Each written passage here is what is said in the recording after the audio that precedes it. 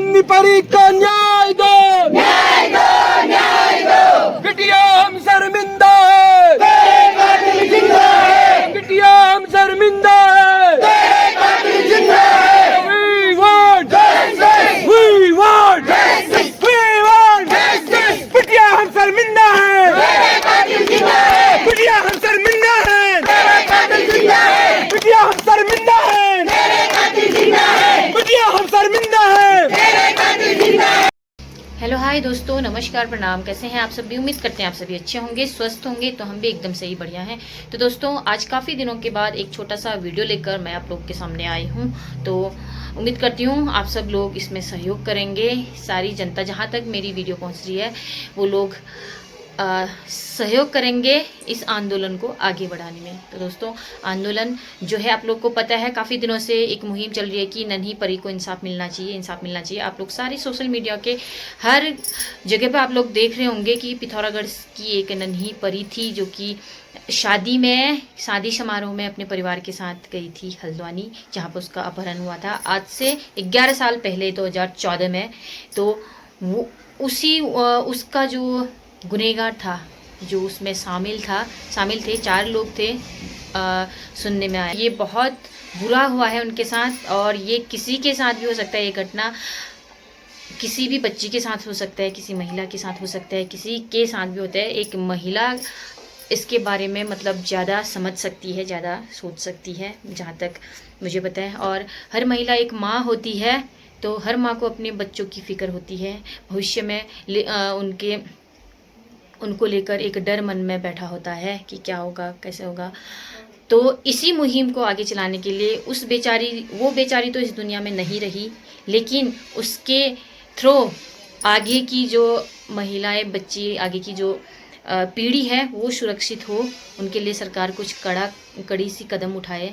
इसीलिए ना ये मुहिम चलाई गई है। तो आप इसमें ज़रूर शामिल हो। तो चलिए लेके चलती हूँ आप लोगों को मैं सीधे शास्त्री चौक में, जहाँ पे सब एकत्रित हैं और पिथौरागढ़ से टीम आई हुई है। पिथौरागढ़ का जो व्यापार मंडल है, उनके द्वारा ये मुहिम चलाई गई है, तो वो लोग भी यहाँ पे आए हुए हैं। तो चलिए एक बार चलते हैं, मैं भी चलती हूँ, आप लोगों को भी दिखाती हूँ। पिथौरागढ़ व्यापार संघ के तत्वाधान में आते हैं मेरी बहनें और मेरे युवा साथियों के इस जोश और जज्बे को मैं क्रांतिकारी सलाम पेश करता हूँ। क्या प्रकरण है, क्या मामला है, इन तमाम विषयों पर बात हो चुकी है। मैं आपसे थोड़ी सी अपने दिल की बात करना चाहता हूं। मैं बात करना चाहता हूं, 15 महीने की मेरी एक बिटिया है। जब मैं उसे पालता हूं, पोसता हूं, और उसके कहीं पर से अगर छोटी सी खरोच भी आ जाती है, खून भी निकल आता है, तो मेरी रूह कांप उठती है। आपके साथ भी ऐसा ही होता होगा। और ज्यादातर बिटिया जो होती है वो पापा की लाडली होती है।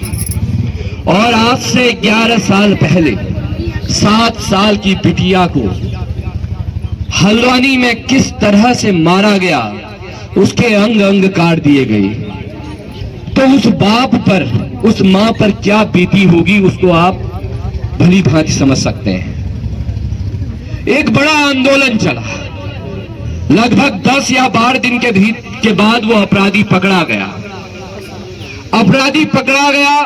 ट्रायल चला, फास्ट ट्रैक कोर्ट में उसको फांसी हुई। वो अपराधी हाईकोर्ट गया, हाईकोर्ट में भी उसको फांसी हुई। माता पिता निश्चिंत हो गए कि अब हाईकोर्ट, क्योंकि हम लोगों को कोर्ट का उतना नॉलेज नहीं होता है, माता पिता को लगा कि बिटिया को कम से कम न्याय तो मिल गया। लेकिन 11 साल बाद फिर अखबारों के माध्यम से माता पिता को पता चलता है कि बिटिया के साथ तो अन्याय हो गया है, और जो आरोपी था उसको सुप्रीम कोर्ट कहती है कि फलाना व्यक्ति तो आरोपी ही नहीं है। तो फिर आरोपी कौन है? एक बड़ा सवाल हमारे सामने खड़ा होता है। अगर वो आरोपी नहीं है तो पुलिस ने उस व्यक्ति को पकड़कर क्यों ट्रायल कोर्ट में ले गए? एक बड़ा सवाल पुलिस पर भी खड़ा होता है। क्या नहीं दे पा रही है? 2014 से पहले एक नारा था, मैं भी उस नारे में भ्रमित हुआ। बहुत हुआ महिलाओं पर अत्याचार, अब की बार फलानी सरकार। मुझे भी लगा वाकई में ये आएंगे तो कुछ बदलेंगे, हमारी महिलाओं की स्थितियां, हमारी महिला सुरक्षा की बात करें। मैंने भी वोट दिया, युवा था। लेकिन क्या 2014 के बाद महिलाओं पर अत्याचार, महिलाओं पर उत्पीड़न होने बंद हो गए। अगर इसी सरकार की रिपोर्ट आप देखेंगे, 10 दिन पहले इसी उत्तराखंड राज्य की रिपोर्ट आई, सरकार की रिपोर्ट आई, महिलाओं के उत्पीड़न के मामले में दोगुने, तिगने और चौगुने बढ़ोतरी हो रही है। तो फिर हम इन सरकारों को क्यों चुन रहे हैं? आज से 10 साल बाद मेरी बेटी यहीं कहीं पढ़ने निकलेगी बाहर, कस्बे से बाहर निकलते ही एक डर माता पिता को रहता है, दिल्ली देहरादून जाएगी। और उसके महिला सुरक्षा की जब बात हम कर रहे हैं तो हम ये चाहते हैं पिथौरागढ़ की आंदोलन की धरती से तमाम आंदोलन उठे हैं, इस राज्य गठन का आंदोलन भी इसी धरती से उठा है और हमने राज्य पाकर लिया है। और इसी पिथौरागढ़ की धरती से महिला सशक्तिकरण और महिलाओं की सुरक्षा के लिए एक आंदोलन उठा है। तो ये आंदोलन तब तक नहीं रुकेगा जब तक एक सख्त कानून महिलाओं के लिए धरातल पर नहीं उतरेगा। इस बात की गारंटी हम इस सरकार से लेना चाहते हैं। हम तमाम लोग, एक हमारे साथी भाजपा के भी आए थे, मुझे बड़ा अच्छा लगा।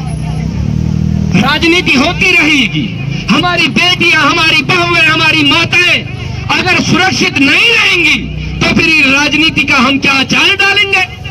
आज हमने आह्वान किया पूरे प्रदेश के भीतर, हमारी विचारधाराएं होती रहेंगी, कोई भाजपा का होगा, कोई भाकपा का होगा, कोई कांग्रेस का, कोई यूकेडी का, कोई आम आदमी पार्टी का, ये चुनाव में चलता रहेगा। जब लेकिन हमारी बेटियां, हमारी बहू, हमारी माता के उत्पीड़न की बात अगर आ रही है, हम सबको एक मंच पर आकर लामबंद होने की जरूरत है ताकि ये सरकारों की कुर्सी हिले। और हम ये बता देना चाहते हैं इस सरकार से, आपसे गलती हुई है, आप इसको एक्सेप्ट कीजिए, लेकिन आप भविष्य में जो रिव्यू पिटीशन की बात हम कर रहे हैं, इस रिव्यू पिटीशन को आप सुप्रीम कोर्ट में ले जाने की बात तो कर रहे हो, उस सुप्रीम कोर्ट में ये रिव्यू पिटीशन तय हो कि जिम्मेदारी और जवाबदेही इस सरकार अपने कंधों पर ले, इस बात की गारंटी। अब हमने इस ब्लॉक स्तर से गांव गांव तक ले जाना है। आप अपने अपने गांव में 10 लोग, 5 लोग, 6 लोग, जितने भी होते हैं, एक वीडियो के माध्यम से जो आपको पर्चा मिला, उसमें एक QR कोड मिला है, उसको स्कैन करके उसमें आप उस वीडियो को अपलोड कीजिए। सम्मानित मातृशक्ति, युवा शक्ति, मेरे बुजुर्गगण और व्यापार संघ अध्यक्ष शुरू करी थी, पिथौरागढ़ व्यापार संघ नगर इकाई से शुरू करी थी वो मुहिम, आज हम कल से सारी इकाइयों में जाकर इस मुहिम को आगे बढ़ाने की कोशिश कर रहे हैं। तो आज मुंशियारी में हमारा पड़ाव है। कल रात हम यहाँ पहुंचे, लेट हो गए थे, बारिश हो रही थी, और उसके बाद आज सुबह हमने यहाँ कार्यक्रम किया और आगे भी हमें आगे जाके बढ़ के DD8 से फिर पिथौरागढ़ जाना है। तो ये मुहिम की शुरुआत हमारे यहाँ की बच्ची है, मुझसे पूर्व वक्ता सब बता चुके हैं क्या मामला है, आज से 11 साल पहले क्या घृणित कृत हुआ और उसके बाद परिवार के साथ कैसा खेल हुआ। जरा आप खुद को उनकी जगह रख के देखिए। मेरी भी 2 बेटियां हैं और उन दोनों बेटियों को देखकर मुझे भी उनके भविष्य की चिंता होती है। ये मुहिम हमने इसलिए उठाई है कि आज से 11 साल 2019 में फास्ट ट्रैक कोर्ट से प्लस हाई कोर्ट से उसको फांसी की सजा हुई, हैंग टिल डेथ, मतलब कि ऐसा घिनौना अपराधी इस समाज में रहने लायक नहीं है। वर्डिक्ट ये था कि वो रहने लायक नहीं है, इसको मौत की सजा दी जाए। उसके बाद 2019 के बाद वह व्यक्ति सुप्रीम कोर्ट जाता है। ठीक है, हर किसी का अधिकार है, जब तक आपको न्याय की गुहार करना हर किसी का अधिकार है।